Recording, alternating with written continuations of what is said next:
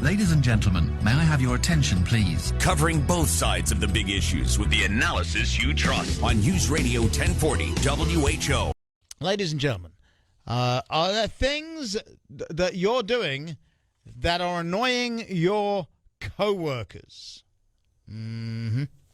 Well, joining us to talk all about that is our friend Joel Patterson. He is a workplace expert. Joel, what is the thing that really people don't like at all? Well, everybody's got their own opinion on that, but I'll tell you mine. Mine is when somebody walks up to your desk and interrupts you and says, "Hey, I just sent you an email. Let's talk about that." That's the one that really gets on my nerves because it's just total waste of time, right? Right, because, of course, you probably got a ding somewhere that said, "Oh, email." Yes, that would be very, very annoying. That would be annoying. It's kind of weird here because we haven't really seen each other very much with COVID and everything. So there's nothing really that I can think of that co-workers annoy me. Let's ask my producer, Mr. T. What happens from our co-workers that annoys you? Oh, your voice just went way up high pitch there. Yeah. So that just means you don't want to tell me. Maybe I could help you with a list of a few. There you go. Let's try that, Joe. How about people that take credit for other people's work? Oh. Or taking personal phone calls at work and actually speaking very loudly about what's going on. Uh-huh. People that just spend a lot of time on their cell phones. I mean, none of these are all of that unique. It's just that I think you hit it on the head. We haven't all been together very often and over the last couple of years, and now as people are coming back together, we're having conversations from a people or culture perspective that we haven't had to worry about in a while. I mean, even down to things like controlling the air conditioning.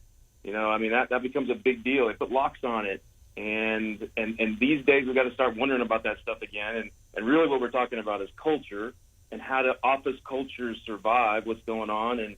And I think that these little nuances or annoyances, throwing fish in the microwave, that kind of thing, are a real good indicator of what your culture is as a business. And if you can address those things and kind of make a joke out of them maybe, or find different ways to address them that aren't offensive to people, you can actually make it kind of fun. So if the bosses never come out of their offices to know what's going on, right, then whatever's happening is just going to fester. Oh, there's no doubt about it. I mean, it has to be addressed. And I, we all have the internet. I've seen all the videos. I understand there are people that are clueless about their surroundings and don't really have a lot of self-awareness. I'm not oblivious to that. But I feel like most people understand it. And so if you just need to have a conversation and say, hey, you know what? Maybe you leave your political buttons at home, or maybe you don't have that conversation out in the open. You just have it in a private room. One of the things that we do as an organization is we have an open floor plan. So as people are there working, you can easily walk by and interrupt them. And we've got these little flags, these little electronic flags that either red or green. And if yours is red, that means leave me alone. Don't talk to me.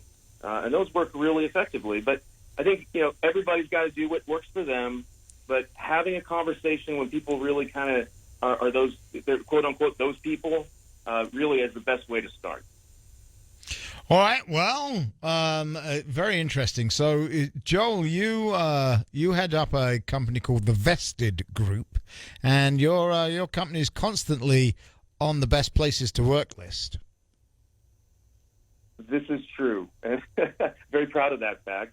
I'm sure. We are a culture organization, and we are. It's unfortunate because a lot of stuff that you invest in culture these days kind of gets thrown off as, that's soft. That doesn't make any difference. But I'm telling you, over the last couple of years, especially with whether it's COVID or whether it's our current labor, tight labor market that we have now, or a potential recession, whatever it is, there's enough going on over the last couple of years that if you haven't invested in your culture, if you haven't really taken advantage of the relationships that you had and really doubled down on them during that time, then my guess is your business is struggling for it. I think more than ever, if you invest in what makes sense from a people perspective, it'll pay dividends in the long run on the business side. Isn't it? I've always thought it was common sense. So, for example, I've ran businesses for a very long time, and thankfully they were all successful. I never had you have to stay here till 5 o'clock. I never had that rule. I had stay here till it's finished. If that's 2 o'clock in the afternoon, you have a great afternoon off. If that's 7 o'clock, well, we're going to finish what we need to finish. We were a corporate communications company that we were publishing stuff for them, so we had deadlines. So if you finish what you needed to do by 2 o'clock in the afternoon, you were out of there. I didn't care. Well, I think that's where things are going. Whether you're talking about the 4-day work week potentially becoming a thing, and that's not a 40 hours in 4 days. That's a 32-hour work week we're talking about. I mean, that's gained some momentum because what they say, and I'm not a 100% believer in this, but I'm always open-minded, is that if you had that fewer, the less 8 hours, you're going to go to fewer meetings. You're going to be really aware of what takes your time, and you're going to be more productive, and you're only going to be measured by your deliverables, what you actually accomplish, which is what you're saying. There's nothing wrong with that. And lots of people that have embraced it have had lots of success. I think others have not so much, but I think that most employees, that's what they want. They want to be held in regard to what they actually accomplished. Right. What am I doing as opposed to how many paper clips did I count today? It's true, but unfortunately, I think we're moving away from it. You hear about stakeholder capitalism or conscious capitalism. There's a huge movement around that, and I believe in that. And that's what allows us to be successful as a business, without a doubt. I mean, there's plenty of other people in the exact same industry that we're in that may not have the commitment of their employees the way that we do. It really does work. And I think that at the end of the day, it's just fun, right? Isn't it more fun to be able to work with people that you like and treat them fairly and be respectful and all those things? It pays off in the long run as well. So did you have an annoying habit that they had to shut down? I've had many annoying habits. I actually am I just mentioned this in an all-hands meeting the other day that I am a highly annoyed person. Like, everything bothers me. Noises, people eating their food, all those kinds of stuff. I'm not the best to say, but I do know that I tend to do the exact same things that annoy me, right? You are what you hate, isn't that what they say? So any of the above would probably be candidates for being on my list.